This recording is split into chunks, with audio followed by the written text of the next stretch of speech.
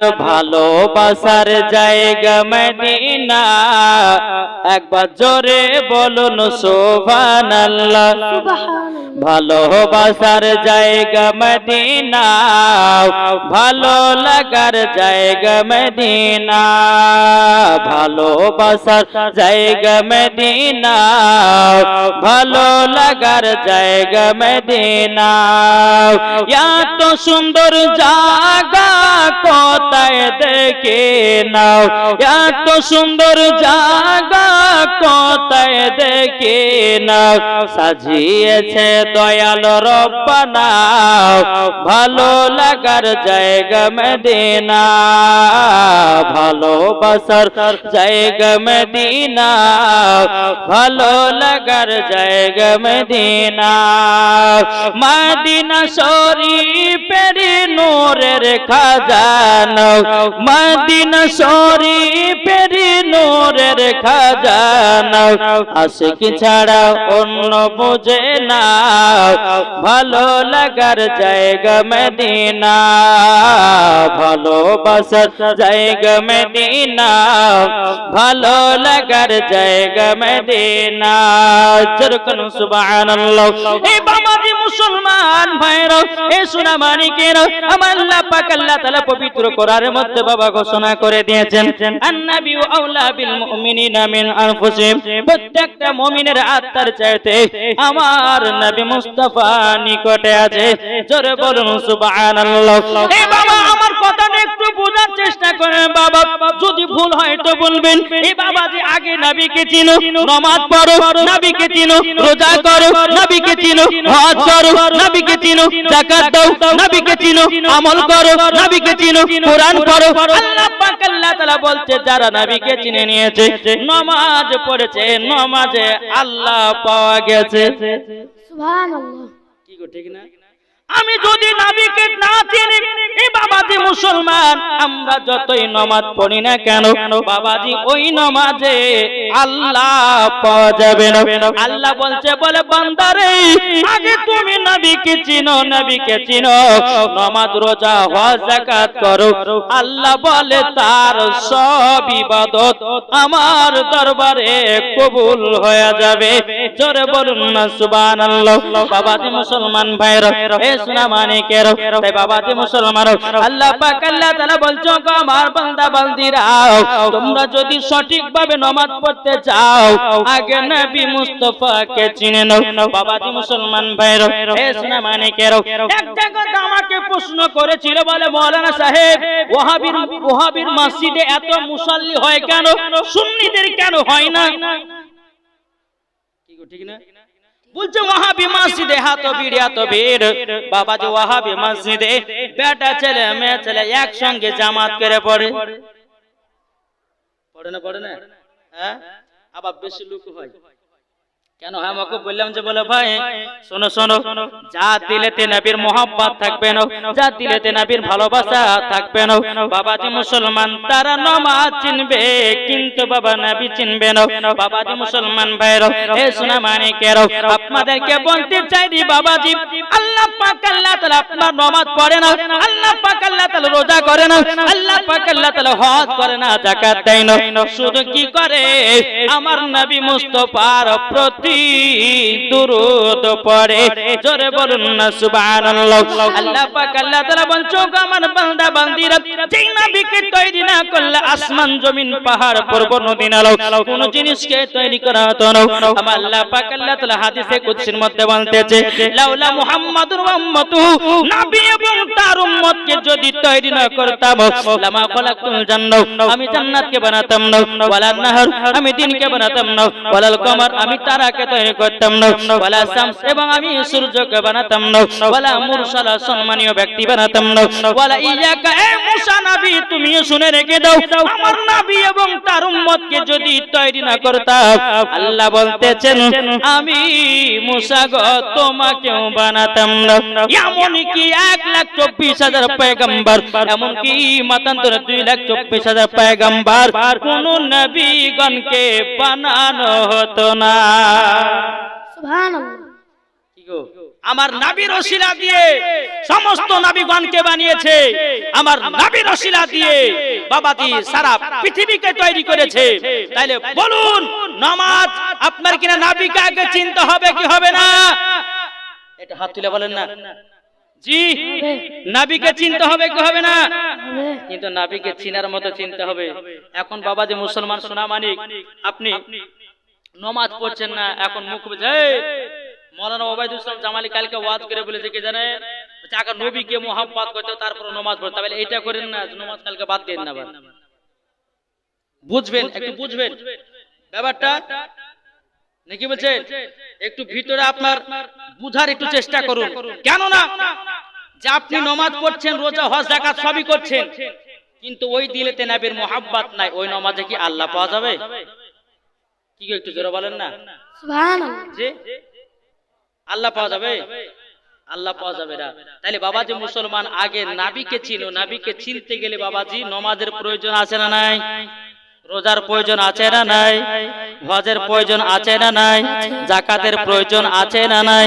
বাবাজি মুসলমান ভাইরা, এই সোনা মানিকেরা, আল্লাহ পাক আল্লাহ তাআলা বলছো গো আমার বান্দা বান্দিরা, তোমরা যদি নবী মুস্তাফাকে এক বিন্দু যদি মহব্বত করে নিয়ে যদি কবরে যেতে পারো, আমার আল্লাহ বলতেছে মরার পরে সেই কবরে বাবা আযাব হবে না। এ বাবা কিছুদিন প্রায় 10 থেকে 12 দিন আগে আমার ভাটপাড়া সরজমিনে বাবা একজন মহিলা মারা গেছিল। বাবা যে মহিলাটা মারা গিয়ে বাবা যারা কবর খুঁড়তেছিল, কোন সালের কার কবর, ওই কবরে বাবা যে আপনার কবর খুঁড়েছি, একজন মৃত্যু ব্যক্তির বাবা মাথার খুঁটি পাওয়া গেছে, কিন্তু মাথার খুঁটিটা অত আপনার বোঝা যায় না, হালকা মাটি হালকা হাড্ডি। বাবা যে ওই হাড্ডিটাকে আপনার জমিনের উপরে তুলে রেখেছে। আমরা যখন মাটি দিতে গেলাম, যাওয়ার পরে একটা মুসাল্লি বলে মাওলানা সাহেব দেখেন কোন সালে এই জায়গাতে কবর হয়েছিল, কেননা এই জায়গাতে একজন মানুষের মাথার কোটে পাওয়া গেছে। আমি আবার ভালো করে তাকিয়ে দেখলাম সত্যি একটা মাথার কোটে। তাইলে বাবাজি মুসলমান, এই সোনা মানিকেরা, আপনাদেরকে বলতে চাই রে বাবা, আপনার শরীরকে যদি না পচাতে চান, আপনার শরীরকে যদি আপনার মাটিকে না খেতে দেন, আপনার শরীরকে পোকামাকড়কে যদি না খেতে দেন, আমার আল্লাহ পাক আল্লাহ তাআলা বলছে হে বান্দা বান্দিরা, তোমাদের শরীরটাকে কবরে যদি জিন্দা রাখতে চাও, তোমাদের শরীরটা যদি কবরে পচাতে না চাও, ঈমানদার হয়ে মরো, মরার পরে জান্নাতি হবে, তোমার কবরের লাশটাও পচবে না। সুবহানাল্লাহ। কি গো ঠিক না জি? আর বেঈমানদার হলে পরে আপনার শরীরে পোকা মাকড়ের সমস্ত বাবাজি বিচ্ছুতে বা আপনার শরীরের গোশত হাড্ডিগুলোকে একবারে খেয়ে শেষ করে দেবে। তাই বাবাজি মুসলমান ঈমানদার হয়ে মরো, আর ঈমানদার হয়ে মরলে পরে বাবাজি ওই লাশটা জীবন ও কিয়ামত পর্যন্ত পচবে না। জোরে বলেন সুবহানাল্লাহ। পচবে নাকি জি? বিরাদর ইসলাম, তাহলে আমাদেরকে সঠিকভাবে চলতে হবে। বিরাদর ইসলাম, নবীকে মোহাব্বত করুন, নামাজ পড়ুন। অনেকে মা বোনেরা আছে বাবাজি রমজান মাস যখন আসবে কিনা, তো রমজান মাসে আপনার রোজা রাখলেন, তো রোজা রাখতে রাখতে বাবা যে তখন বাবা যখন রোদ পড়া পড়বে তো ফোন করবে যে মৌলভী সাহেব আমি লুক করে ঘরের ভিতরে পানি খেয়ে এলেছি, আমার কি রোজা ভাঙবে? আল্লাহ কি দেখেছে? আচ্ছা বলুন, আল্লাহ পাক আল্লাহ তাআলা বলতেছে তুমি 80 হাত নিচে গিয়ে যদি তুমি গুনাহ করো, তবু আমার আল্লাহ দেখতে পায় কি পায় না? কি গো পায় না? পাই। তো বাবাজি মুসলমান, আপনি যেই গুনাহতে গুনাহ করো না কেন, আমার আল্লাহ দেখতে পায়। তাই বিরাদর ইসলাম মুআদ্দাস সামানি کرام, আজ ওয়াহাবি দেওবন্দি লামাযাবি বাবাজি আর নামাজ পড়ে ঠিক, কিন্তু নবীকে এত মোহাব্বত করে না, নবীর প্রতি আর সালাম দুরুদ পড়ে না। কোন যদি বলে যে দুরুদ পড়া কি আপনার ফরজ, কেউ যদি বলে যে দুরুদ পড়া কেমন করে কি ফরজ, আমি বলবো যে হ্যাঁ, একবার না হলে নবীর প্রতি দুরুদ পড়া ফরজ আছে, একবার না হলে নবীর প্রতি দুরুদ পড়া ফরজ আছে। বিরাদর ইসলাম মুআদ্দাস সামানি کرام, যেই দুরুদ আমার আল্লাহ পাক আল্লাহ তাআলা নবীর প্রতি পড়ে, তাহলে বলুন আল্লাহ যদি নবীর প্রতি দুরুদ পড়ে, তাহলে আমরা কি পড়তে পারি না? এটা জোরে বলেন না।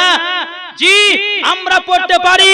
তো বেরাদর ইসলাম মুআদ্দাস সামারি কিরাম, আসুন আমরা সকলে নবী মুস্তাফাকে মোহাব্বত করব, নবীকে ভালোবাসবো, ইনশাআল্লাহ 5 ওয়াক্ত নামাজ পড়বো, নবীর সুন্নাতকে মেনে চলবো, ইনশাআল্লাহ দেখবেন মরার পরে জান্নাতি হবেন। জোরে বলেন সুবহানাল্লাহ।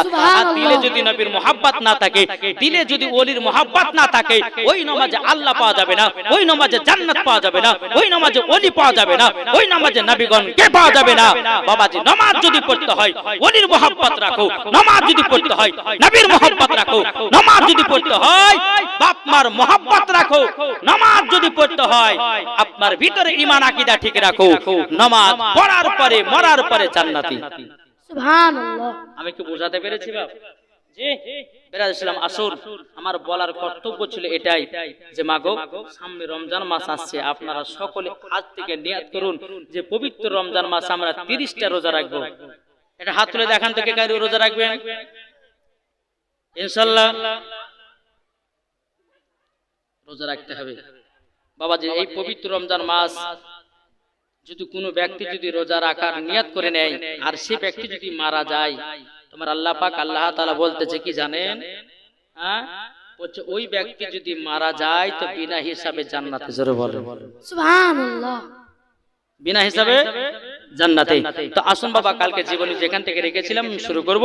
একবার দরুদ পড়ুন, আল্লাহুম্মা সাল্লি আলা সাইয়্যিদিনা মাওলানা মুহাম্মদ ওয়া আলা আলি সাইয়্যিদিনা মাওলানা মুহাম্মদ সাল্লাল্লাহু তাআলা আলাইহি সাল্লাম। বাবা যে মুসলমান ভাইরাও, তাহলে কালকে জীবনী কোথা থেকে রেখেছিলাম মনে আছে? কি গো মনে আছে? তবে বাবা জীবনী শুনলে হবে না, শুধু জীবনী শুনবেন আর ওই রকম আপনাদের জীবনটাকে তৈয়ার করতে হবে। খাতুনে জান্নাত যে জীবনী শুনছেন, এই মা ফাতেমা জীবনে এক ওয়াক্ত নামাজ কাজা করতো না, তাহাজ্জুদও কাজা করতো না। জোরে বলে সুবহানাল্লাহ। আর এখন যদি বলে যে জীবনী শুনবো সিরিয়ালে দেখবো, তাহলে কিন্তু হবে না। পরিবর্তন করুন, নিজেকে শিখুন, নিজে বুঝুন আর নামাজের দিকে যান। 5 ওয়াক্ত নামাজ পড়বেন, ইনশাআল্লাহ আল্লাহ পাক আল্লাহ তাআলা আপনাকে মরার পর হয়তো জান্নাত দান করবে। জোরে বলুন সুবহানাল্লাহ। তাই বাবাজি মুসলমান জীবনী শুনবেন মন দিয়ে। এখন কেউ যদি বলে যে জীবনীকে হ্যাঁ কি লাভ হবে, তাহলে এটা বোকামো কাজ লাগে। কেউ যদি বলে যে জীবনী বলে কি লাভ হবে, জীবনী শুনে কি লাভ হবে, তা জানতে হবে যে ওর ভিতরে শয়তান লুকিয়ে আছে। আরে বোকা, আমি কি গান বাজনা গাছি না, ওই দুনিয়ার লোকের কেসাকে কাহানি গাছে? আমি খাতুনের জান্নাতের জীবনী গাছি, ইমাম হাসান হোসাইনের জীবনী গাছি। আর কোন ব্যক্তি যদি এসে বলে দেয় যে জীবনী জালসা করা বেকার হবে, তো বাবাজি মুসলমান সোনা মানিকেরা জেনে নিতে ওর ভিতরে শয়তান লুকিয়ে আছে নাকি গো? অনেক পাবলিকের ভিতরে শোনা যায় জীবনী শুনে কি হবে, অনেক ব্যক্তি বলে। কিন্তু বাবা এই জীবনী যারাই শুনেছে বাবাজি আর আমল করে নিয়েছে, 5 ওয়াক্ত নামাজি হয়ে গেছে। আমাকে একজন ফোন করে বলছে যে মুলবি সাহেব আপনার ইউটিউবে ওয়াজ আমি শুনে আমি জীবনে নামাজ পড়তাম না, আপনার ওয়াজ শুনে আমি 5 ওয়াক্ত নামাজ পড়ি। জোরে বলে সুবহানাল্লাহ। জায়গাতে যাই, কলকাতা বলেন, হাওড়া বলেন, মালদা বলেন, দিনাজপুর বলেন, প্রত্যেকটা জায়গা থেকে কমিটিদেরকে নামাজি বানিয়ে আছে। এটা মিথ্যা নয়। আমার সঙ্গে অনেকগুলো ইউটিউবাররা যায় আর প্রত্যেকটা কমিটি মানুষদেরকে, কমিটি ছেলেদেরকে নামাজিও বানিয়ে আসি। কেননা নামাজের কথা বলি, নামাজের কথা তাদেরকে পড়তে বলি। হেদায়েত করার মালিক কে? আল্লাহ। হেদায়েত মালিক করা হচ্ছে আল্লাহ। আমার বলার কথা বলবো, তুমি মানলে মানবা, না মানে তুমি মরার পরে কবরে জবাব দিবে। আমার কি নাকি গো? দেখো বলতে আছে তুমি মানলে মানো, জোরে বলুন তুমি মানলে মানো, না মানলে মন মানো না। তুমি মানলে মানো, না মানলে মন মানো না। আশিকের আসল জান্নাত সোনার মদিনা, আশিকের আসল জান্নাত সোনার মদিনা। আশিক হৃদয় যত ইশকেরি জ্বালা, জোরে বলুন সুবহানাল্লাহ। আশিক হৃদয় যত ইশকেরি জ্বালা দূর করিতে পারে ওই মদিনা বালা। জোরে বলুন আশিক হৃদয় যত যত ইশকেরি জ্বালা দূর করিতে পারে ওই মদিনা বালা। তাই মদিনা মদিনা করে, তাই মদিনা মদিনা করে হয়ে যাও ফানা। আশিকের আসল জান্নাত সোনার মদিনা, আশিকের আসল জান্নাত সোনার মদিনা। তুমি মানলে মানো, না মানলে মন মানো না। আশিকের আসল জান্নাত সোনার মদিনা। যাদের দিলে আছে নবীর ভালোবাসা, তাই তো যাব দেখো সোনার মদিনা। তাই মদিনা মদিনা গে, তাই মদিনা মদিনা করে যাব মদিনা। আশিকের আসল জান্নাত সোনার মদিনা। সুবহানাল্লাহ। খাতুনে জান্নাত মা ফাতেমা রাদিয়াল্লাহু তাআলা আনহা বাবাজি আসলেন কোথা থেকে? আব্বাজির বাড়ি। আলী রাদিয়াল্লাহু তাআলা আনহু তিনি বলছেন, ওগো আমার বিবি, আমি নিজের হাতে রুটি বানিয়ে আমার হাতটাকে পুড়িয়ে দিয়েছি। বিবি, আমি তোমাকে খুব মহব্বত করি। এটা জোরে বলেন সুবহানাল্লাহ। সুবহানাল্লাহ। আরে এখনকার স্বামীরা মহব্বত করে, আমরা তো মহব্বত করতে পারি না রে ভাই। হ্যাঁ পারি গো? এখন যদি কোনো স্ত্রীর স্বামী যদি বলে বিবি আমার লেগে, কোন স্বামী স্ত্রী যদি বলে যে স্বামীকে আমার লেগে দুইটা কমলা লেছেন, দেখ না খুব আবার কত ভালো মন্দ কষ্ট করে বলে, কি বলে না? কিন্তু বাবাজি সোনা মানিকের এটা করবেন না, বিবিকে মহব্বত করবেন, যেটুকু পারবেন করবেন বাবা। বেরাদর ইসলাম ইনশাআল্লাহ দেখবেন মরার পরে আপনিও জান্নাতি, আপনার বিবিও জান্নাতি। একটু জোরে বলেন সুবহানাল্লাহ। সুবহানাল্লাহ। বেরাদর ইসলাম মুআজ্জাজ সামানী কিরাম, খাতুনে জান্নাত মা ফাতেমা রাদিয়াল্লাহু তাআলা আনহা তিনি বলতেছে, বলো গো আমার স্বামী, ও গো আমার স্বামী, আপনার কাছে একটাই আবেদন করব। ও স্বামী গো, তবে আমি আমার আব্বার বাড়িতে গেছিলাম, তবে জানেন একটা কাণ্ড ঘটেছে, একটা ঘটনা ঘটে গেছে। হযরত আলী রাদিয়াল্লাহু তাআলা আনহু তিনি বলছে, বলো গো আমার বিবি, কি ঘটনা ঘটেছে বলো না। তখন বলছে, গো স্বামী আমার, আমার বান্ধবীরা আমাকে দাওয়াত করেছিল, আমি গেছিলাম দাওয়াতে, আমার কাছে একটা নয় দুটো নয় ইহুদি নারীরা কলমা পড়ে মুসলমান বানিয়ে এসেছি। জোরে বলেন সুবহানাল্লাহ।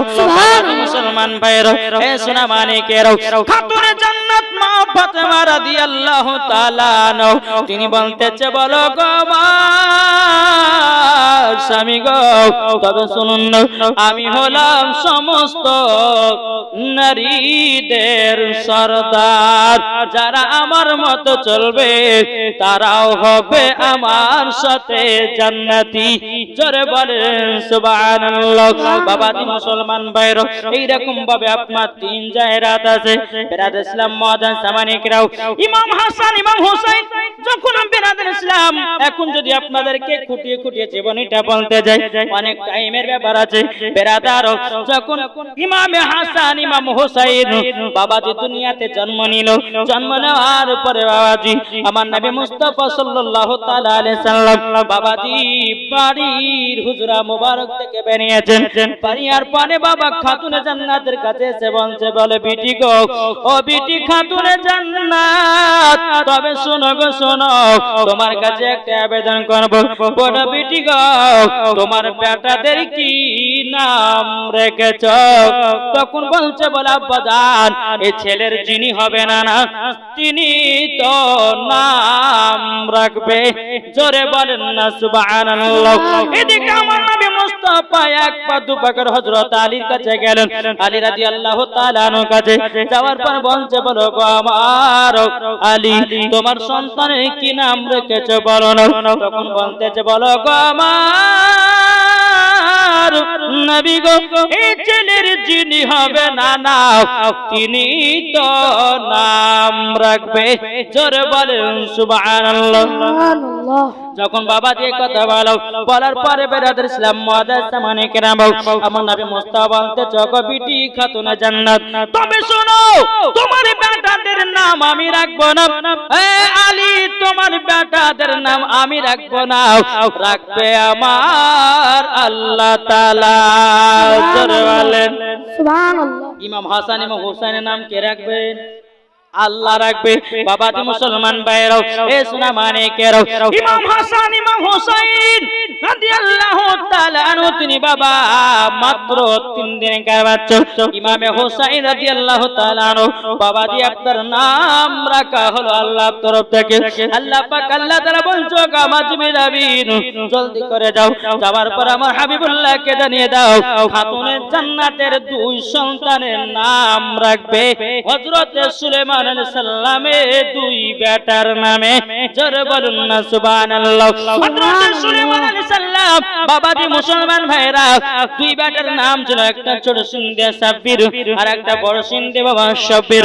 বাবাজি 2 নামে নাম আমার নবী মুস্তাফাকে জানিয়ে দিল।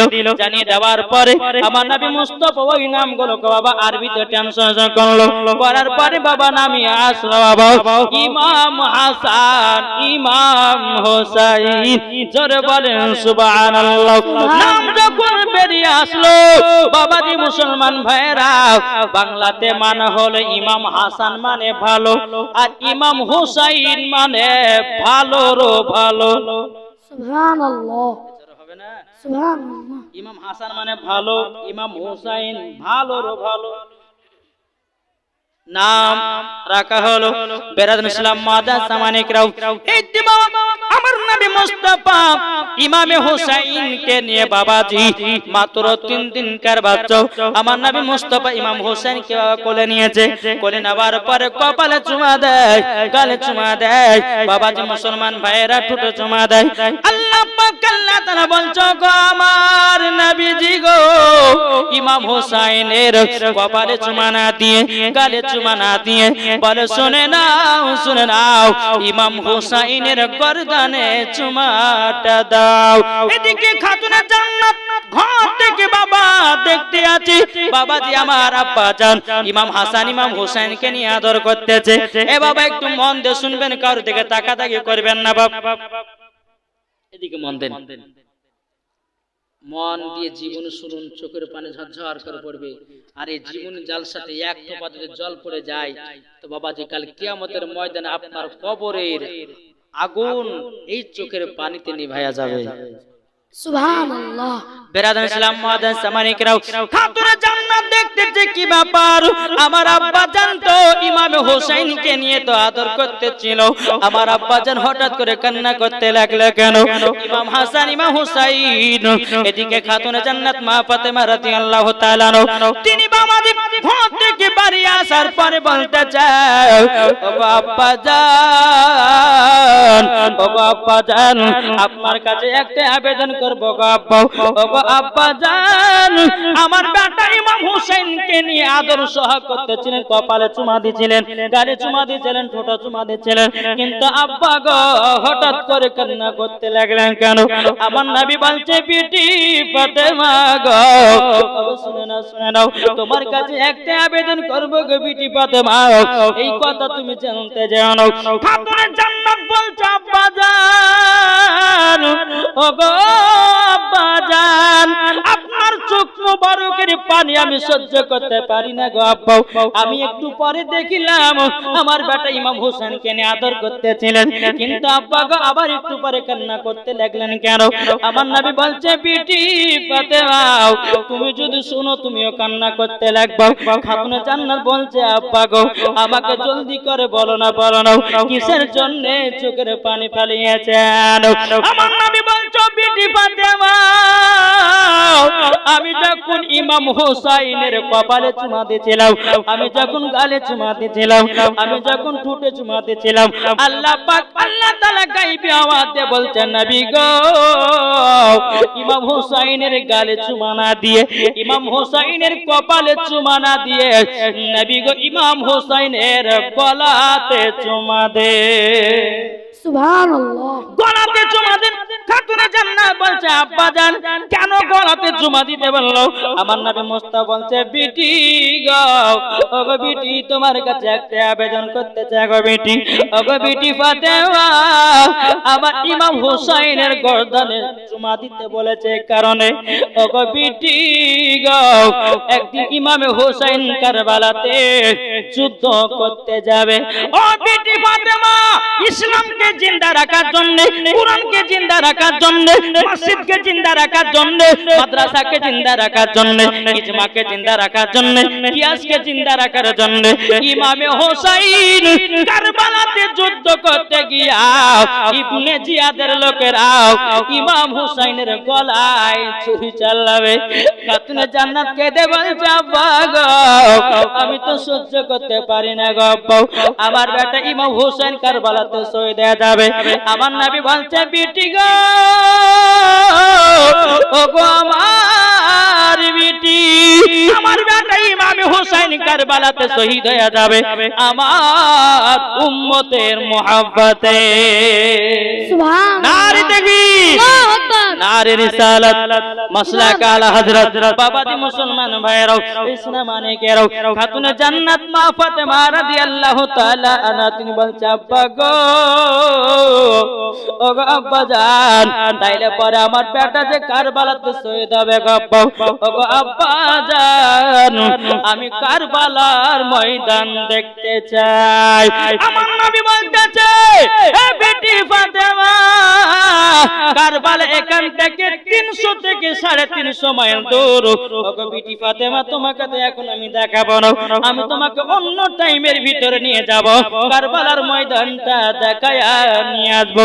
বাবাজি মুসলমান ভাইরাও, ইসলাম মানিকেরাও, খাতুনে জান্নাত মা ফাতেমা রাদিয়াল্লাহু তাআলা আনহা তিনি বলছে আব্বা গো আমি এখনই কারবালা দেখতে চাই। সুবহানাল্লাহ, এটা জোর হবে না? সুবহানাল্লাহ, খাতুনে জান্নাত মা ফাতেমা রাদিয়াল্লাহু তাআলা আনহা তিনি বলতেছে বলো গো আব্বা জান, ওগো আব্বা জান গো আপনার কাছে আমি এখনই কারবালা দেখতে চাই। খাতুনে জান্নাত মনে মনে চিন্তা করছে আল্লাহ গো আমার আব্বা যদি শাহাদাতের আঙ্গুলে দাঁড়াতে আসমানের চাঁদকে যদি দু টুকরা করতে পারি, আমার আব্বা যদি খেজুরের আটি থেকে গাছ বানাতে পারে, আমার আব্বা যদি পাথরকে কলমা পড়াতে পারে, আমার আব্বা যদি বেরাদর ইসলাম মুআজ্জাজ সামানে কিরাম আবু জাহেলকে যদি ইন্দারা থেকে হাত বানিয়ে তুলতে পারে, নিশ্চয় আমার আব্বা জান আমাকে কারবালার ময়দানে এখনই দেখায়া দেবে। জোরে বলেন সুবহানাল্লাহ। যখন বাবা এই কথা বলার পরে খাতুনে জান্নাত মা ফাতেমা রাদিয়াল্লাহু তাআলা আনহা তিনি বলছে আব্বা গো, ওগো আব্বা জান এখনই কারবালা দেখতে চাই, আব্বা আপনি আমাকে এখনই কারবালা দেখায়া দিন। বেরাদর ইসলাম মুআজ্জাজ সামানে গেল খাতুনে জান্নাত মা ফাতেমা রাদিয়াল্লাহু তাআলা আনহা যখন বাবাজি এই কথা বলেছেন, বলার পর আমার নবীজি বাবাজি 300 থেকে 350 মাইল দূরে কারবালা, আমার নবী বলছে কারবালা কোথায় আছো একবার কথা বলো।